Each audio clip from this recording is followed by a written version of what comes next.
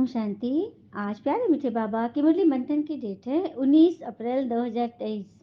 तो आज मीठे मीठे बाबा अपने बच्चों से कह रहे, मीठे बच्चे, अब स्वीट होम चलना है, इसलिए पुरानी दुनिया के कर्मों की लेन देन व हिसाब किताब सब चुकता करो, योग बल से विकर्मा जीत बनो। भगवान कह रहे कब स्वीट होम चलना है अपने घर, क्योंकि आत्मा ना 5000 वर्ष से धरती पर पार्ट प्ले करते करते थक चुकी है। घर जाएगी ना, देखो स्कूल में पढ़ते हैं, स्टेज पर ड्रामा करते हैं, आखिर में घर तो जाते ही ना। तो हमारा ये लंबा सा ड्रामा चला 5000 वर्ष का। अब भगवान आए हमको ले जाने के लिए, चलना ना सबको। तो पुरानी दुनिया के ऐसे नहीं जाएंगे, कर्मों का सारा लेन देन हिसाब किताब चुकतू करके जाना है और इस एक जन्म में ही करना है। सोचिए कितना काम है। हाँ, योग बल से विकर्मा जीत बनेंगे। और कहते हैं ना कि दिमाग में जितना हम दिखाते हैं उससे अधिक तुम्हारे पास होना चाहिए। जितना जानते हैं उससे कम तुम्हें बोलना चाहिए। सुना?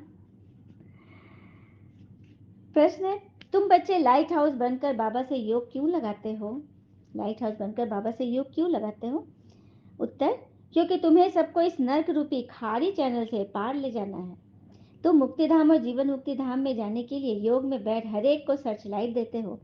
तुम रूहानी पंडे भी हो। तुम्हें सबको स्वीट होम का रास्ता बताना है, सबको ज्ञान और योग के पंख देने हैं। लाइट हाउस का काम क्या होता है? खूब ऊंची अवस्था में होता है, खूब लंबी ऊंची उसकी मतलब पोल होता है, और उससे वो काफी दूर दूर तक एरिया को कवर करता है, कई किलोमीटर के रेंज को, है ना।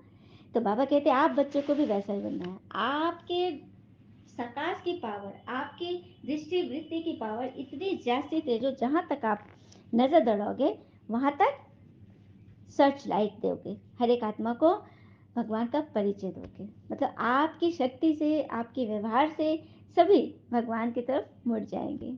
तो नरक रूपी खारी चैनल से सबको पार ले जाना है। और कहाँ ले जाना है? क्षीर सागर की ओर। सत्युग क्षीर सागर की ओर ले जाना है। विषय वैतरणी नदी से सबको ले जाना है, पार लगाना है। क्योंकि तुम रूहानी पंडे हो, स्वीट होम का रास्ता बताते हो सबको, और ज्ञान योग के पंख देते हो, क्योंकि किसी को तो पता ही नहीं है। गीत है, प्रीतम आन मिलो। ओम शांति। बच्चों को समझाया गया जब रात अंधेरी हो जाती है ना, तभी प्रीतमाओं का प्रीतम आते हैं, अर्थात शिव बाबा। हम पार्वतियों के शिव आते हैं। क्या बात है। क्योंकि आत्मा जो शरीर के साथ है, आत्मा जो शरीर के साथ है तो वो शरीर में है लौकिक रूप से। लेकिन जब आत्मा आत्मा में टिकते हैं, और आत्मा है पार्वती, पार्वती शरीर नहीं है, आत्मा पार्वती है जो शिव की संबंधी है ना। शिव परमात्मा ही उसके एकमात्र संबंधी है। आत्मा का पिता कहो, माता कहो, साजन कहो, हर चीज आत्मा का वही है। वो आ गया है ना। तो आत्मा तो याद करेगी करेगी। बाबा कहते बच्चे, तुम जानते हो परम पिता परमात्मा परम धाम से आकर इस शरीर में प्रवेश करके पढ़ाते हैं, गुह्य राज सुनाते हैं। और बाबा समझाते रहते, बच्चे अपने को अशरीरी समझो, मैं आत्मा हूं और ये मेरा शरीर है। हम ये न समझे कि मैं फलाना हूं, मैं नम्रता हूं, मैं विनीता हूं, मैं सो एंड सो हूं। अपने आप को ये समझना है कि मैं एक आत्मा हूं, इस शरीर में मैंने प्रवेश किया है, ये शरीर मेरा खोल है, कवर है। आत्मा को यह निश्चय हुआ कि अब घोर अंधियारा है, अर्थात दुनिया तमो प्रधान है, और ये दुनिया विनाश होनी है, मैंने बदलनी है। हाँ, बाबा आए हमको ले जाने। अशरीरी होकर चलने से सन्नाटा हो जाएगा। जैसे किसी घर में कोई शरीर छूटता है तो कैसा लगता है? बिल्कुल सन्नाटा लगता है ना, एकदम सूना लगता है ना। उसी तरह से बाबा कहते हैं जब सभी आत्मा एक साथ सृष्टि छोड़कर जाएगी ऊपर, तो कितना सन्नाटा हो जाएगा, होगा ना।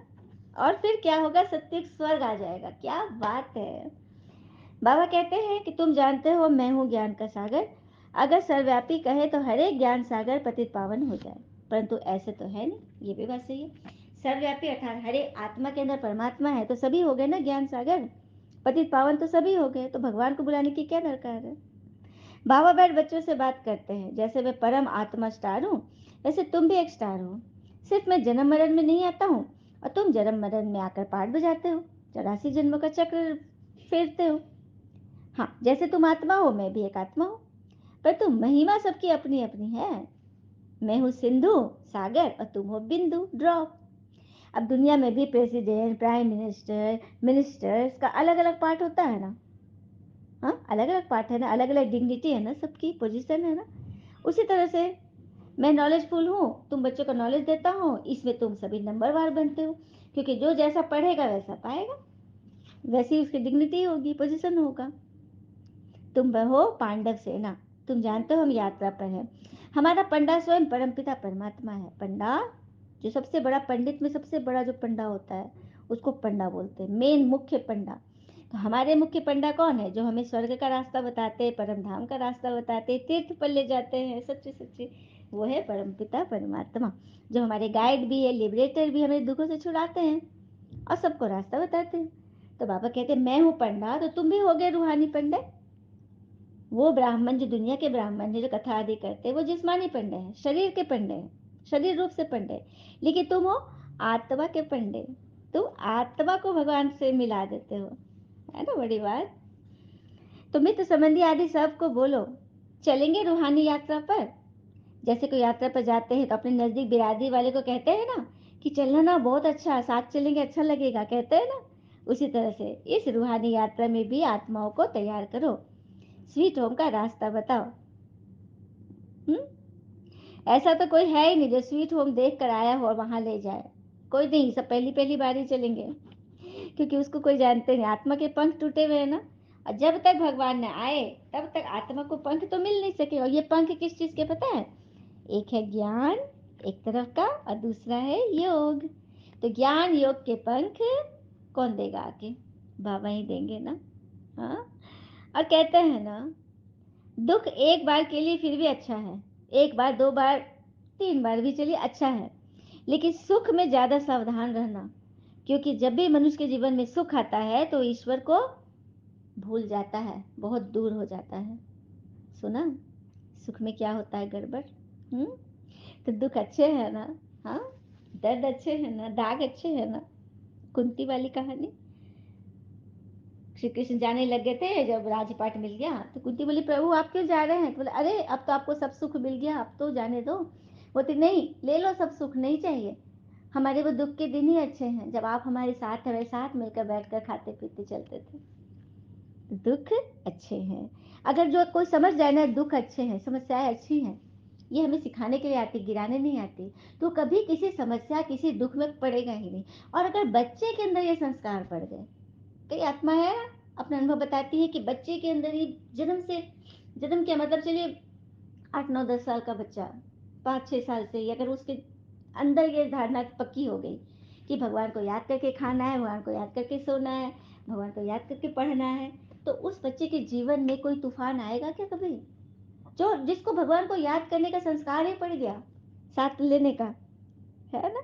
नहीं तो आज बुढ़ापा तक भी भगवान को याद करने का संस्कार नहीं पड़ता है ना, सही बात। तो बाबा कह रहे हैं कि योग बल से तुम विक्रमाजीत बनते हो, हिसाब किताब चुप तो कराए सबको ले जाऊंगा, ये सब ड्रामा में नूंद है। हाँ, और विकर्मों का साक्षात्कार तो गर्भ में भी होता है।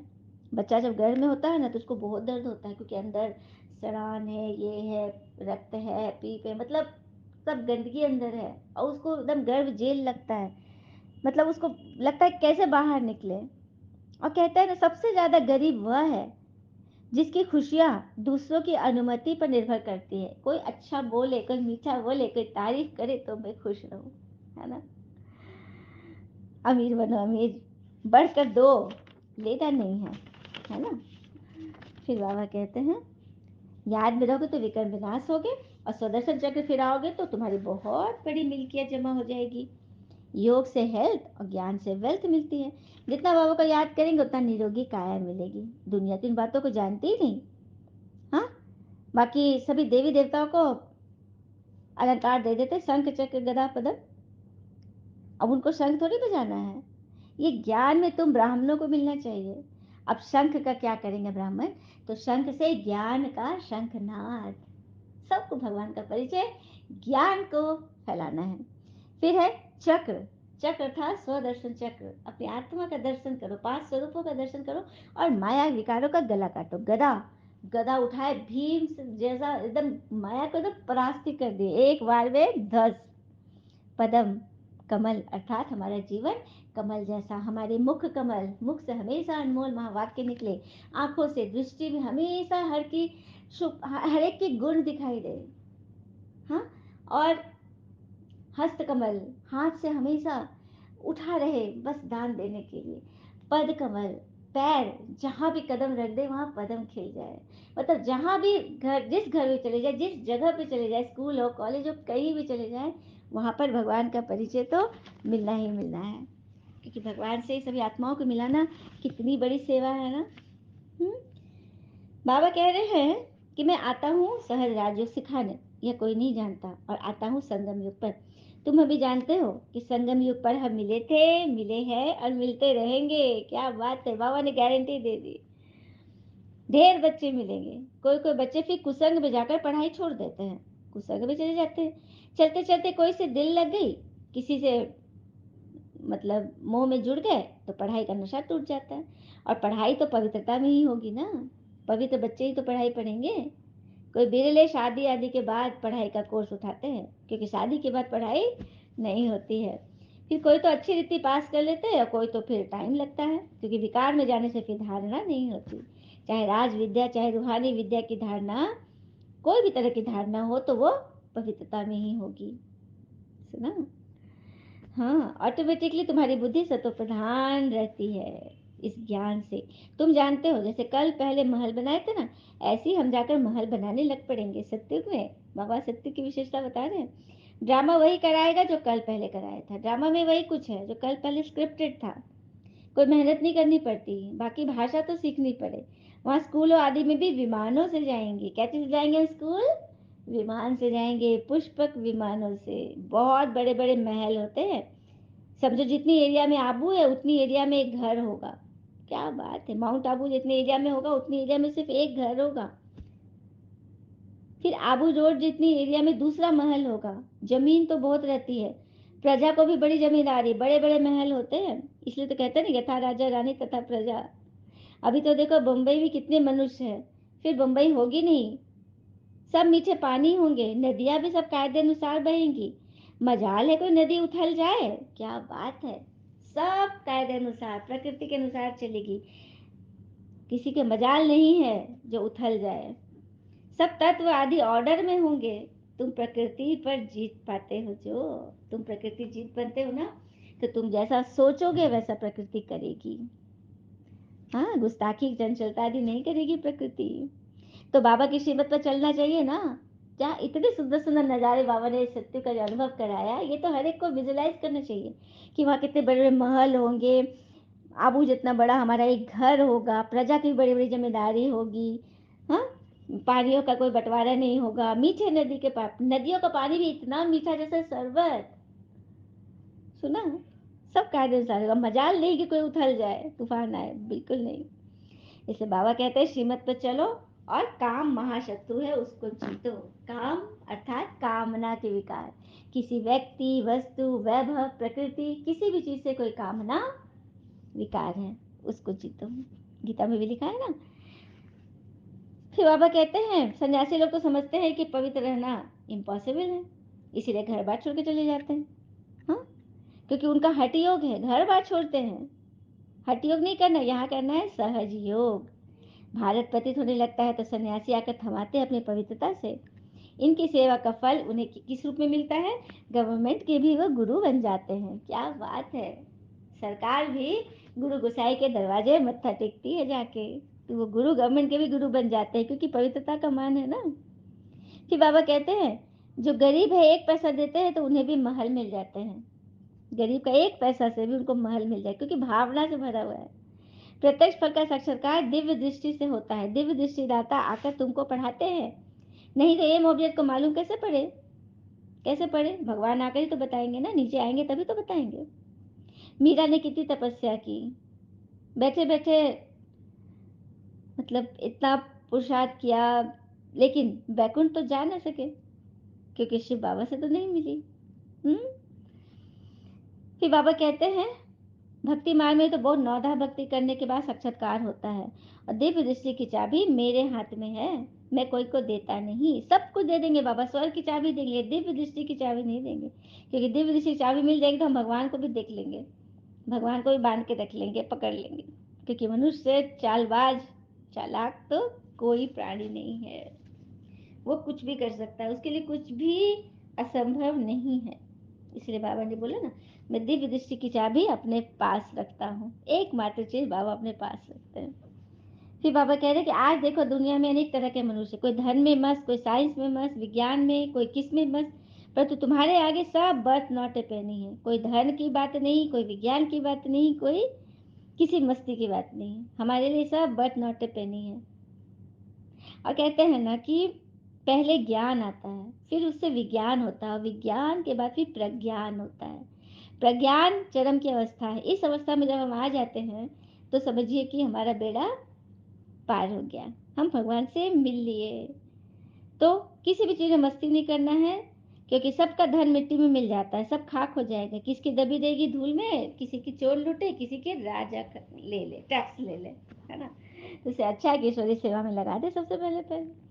हर एक अपने हमजिन्स को प्यार करते हैं, दूसरे को देखते ही गर्म हो जाते हैं। बाबा यहाँ पे क्या मैसेज दे रहे हैं कि सभी आत्माओं को, चाहे छोटा, मोटा, गरीब, अमीर, सभी को एक समान समझो, एक सम दृष्टि से देखो। यही तो है मतलब पुरुषार्थ की रेस, कि हम बहुत आगे चल रहे हैं, है ना। सभी हमजिन्स को प्यार करते हैं, तो हर एक आत्मा को, विश्व की सभी आत्माओं को अपना हमजिन्स समझकर प्यार भरी दृष्टि से देखना है। दिन प्रतिदिन तुम देखोगे कि कितनों को प्रॉब्लम होती है ना। तो बस अशरीरी आत्मा हूँ, 84 दिनों का पाठ पूरा किया है, यह पाठ पक्का हो जाए। ये बाबा कहते हैं सत्युग में तो चैतन्य मंदिर कितना बड़ा होगा, कितने बाग बगीचे होंगे। मुगल गार्डन तो उनके सामने कुछ भी नहीं है। वहां के फल आदि इतने अच्छे होंगे जो बात मत पूछो। रात दिन का फर्क होता है। जैसे झाड़ पुराना होता है तो फल देते देते खत्म हो जाता है ना, कहा जाता है झाड़ सड़ गया है, लेकिन सत्युग में कोई झाड़ नहीं सड़ेगा। 150 वर्ष की लंबी आयु जिएंगे और एकदम स्वस्थ रहेंगे, चलते फिरते, गाते, नाचते, उठते बैठते। और पवित्र बनना तो कोई मुश्किल बात है ही नहीं, बड़ा आसान है। तुम जानते हो भारत सचखंड था, वहाँ सच्ची बादशाही थी। अभी यह है झूठ खंड, हर बात में झूठ बोलने लगते हैं। हमें पता है कि भारत सचखंड था या सोने हीरे के महल थे, लेकिन झूठ का कारोबार इतना फैल गया है ना कि बिना झूठ बोले तो काम भी नहीं चलेगा, है ना। अब तुम जानते हो निर्वाण धाम तो रहने का स्थान है, ब्रह्मलोक रहने का स्थान है बाबा के, उससे योग नहीं लगाना। तुम हर एक बात यथार्थ बताते हो, बाबा को ट्रुथ कहते हैं, वह सचखंड स्थापन करते हैं। भक्ति जन्म बाई जन्म भगवान को याद दिलाती है। भक्ति जो की है जन्म बाई जन्म, वो भगवान को याद दिलाती है कि तुमने इतनी भक्ति की, इतने फल फूल चढ़ाए हैं, तो अब ईश्वर की बारी है। तो फिर बाबा ने बोला कि अपने पास चार्ट रखना है। कोई का चार्ट आधे घंटे का होगा, कोई 1.25 घंटे का, कोई कुछ दिन का, किसी का 5 मिनट का भी नहीं। कोई तो बहुत अच्छा पार्ट निभाते हैं, कोई तो बहुत अच्छा पार्ट निभाते, लेकिन कई है कि ऊपर नीचे चार्ट होते रहती है, क्योंकि धारणा ही नहीं है। गुरु लोग तो किस्म किस्म का मंत्र देते, लेकिन यहाँ बाबा हमें किस्म किस्म का मंत्र दिए बिल्कुल नहीं। हमें बिल्कुल सबको लेके चलना है, कोई व्यर्थ बात में बिल्कुल नहीं फंसना है। गुरु लोग तो किस्म किस्म के मंत्र देते हैं, लेकिन बाबा को किस्म किस्म के नहीं। बाबा ऐसा मंत्र देते हैं जो सबके लिए एक ही मंत्र है, मन मना भव। अपने मन को मेरे में लगा के रखो। अच्छा, मीठे बच्चों प्रति भगवान की नमस्ते, हम बच्चों के भी प्यारे बाबा को नमस्ते। धारणा के लिए मुख्य सार, पहली पॉइंट, कुसंग में आकर कभी भी पढ़ाई नहीं छोड़नी है, किसी भी देहधारी से व्यर्थ में उलझना नहीं है। दूसरी पॉइंट, पापों से मुक्त होने की विधि याद है, इसे याद का चार्ट जरूर रखना है। याद में रहने की अपनी आप से प्रतिज्ञा करनी है। सभी करें अपने आप से प्रतिज्ञा। दाएं हाथ अपने बाएं दिल पर रखें और प्रतिज्ञा करें, बाबा जो हमने आपको बोला कि हम ये धारण करेंगे वो हम करके दिखाएंगे, चार्ट जरूर रखेंगे। वरदान, मेरे को तेरे में परिवर्तन कर, सदा हल्के रहने वाले डबल लाइट फरिश्ता भव। मेरे को किस में परिवर्तन करना है? तेरे में। तो तेरे में बदल देंगे, मैं की जगह उल्टे कर देंगे तो सदा हल्के रहेंगे, क्योंकि सारी जिम्मेवारी किसने ले ली? भगवान ने ले ली। तो डबल फरिश्ता बन गया ना। तो चलते फिरते ये स्मृति रहे कि हम हीरो पार्टधारी हैं। एक ही शब्द याद रहे, जब बाबा का है सब कुछ बाबा का है, मेरा तो कुछ नहीं है। तो जहाँ मेरा आता है वहाँ तेरा कर दो, फिर कोई बोझ फीलिंग ही नहीं होगी। सदा उड़ते रहेंगे और उड़ाते रहेंगे। स्लोगन: बाबा के ऊपर बलिहार जाने का हार पहन लो तो माया को हार नहीं पहननी पड़ेगी। बाबा के ऊपर बलिहार जाने का हार पहन लो तो माया से हार नहीं होगी। अच्छा, ओम शांति। शुक्र है मीठे बाबा और बाबा के प्यारे प्यारे बच्चे। आप सबका दिन सदैव शुभ हो। ओम शांति।